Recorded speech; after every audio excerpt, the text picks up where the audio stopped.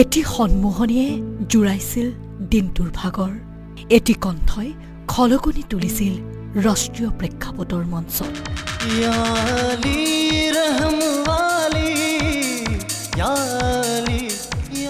ডগমগীয়া এগচি বন্তিৰ দৰে উজ্বলি উঠিছিল এটি প্ৰতিভা।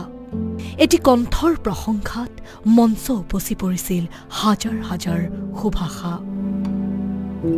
সেই সুভাষা আশীৰ্বাদেও হাৰ মানিলে নিয়তিৰ ওচৰত।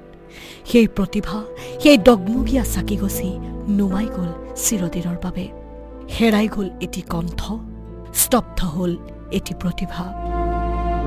প্ৰশান্ত তামাং 2007 চনৰ ইণ্ডিয়ান আইডলৰ প্ৰতিযোগী আছিল প্ৰশান্ত। ইখনৰ পিছত সিখন দেওনা হেলাৰঙে পাৰ কৰি প্ৰশান্তে পিন্ধিছিল বিজয়ৰ মুকুট। প্ৰশান্তৰ কণ্ঠ, গায়ন শৈলীয়ে মন্ত্ৰমুগ্ধ কৰিছিল বিচাৰক তথা উপস্থিত দৰ্শকক। পুৱাতেই আহিল দেশৰ সংগীত ক্ষেত্ৰ জোকাৰি যোৱা সেই নিৰ্মম খবৰটো। 43 বছৰীয়া প্ৰশান্তৰ হৃদক্ৰিয়া বন্ধ হৈ মৃত্যু। খবৰ বিয়পি পৰাৰ লগে লগে শোকৰ নিজৰা বৈ আহিল সংগীত জগতখনলৈ। দাৰ্জিলিঙৰ সিপাৰে আবৃত্ত প্ৰশান্তৰ মৃত্যুত গভীৰ শোক প্ৰকাশ কৰি পশ্চিমবংগৰ মুখ্যমন্ত্ৰী মমতা বেনাৰ্জীয়ে লিখিলে এক্স হেণ্ডেলত এইদৰে। সহকণ্ঠশিল্পী অমিত পলেও অত্যন্ত দুখেৰে প্ৰকাশ কৰিলে সামাজিক মাধ্যমত। হাঁহি হাঁহি থাকিবা দোস্তি, তোমাৰ অবিহনে শূন্য পৃথিৱী।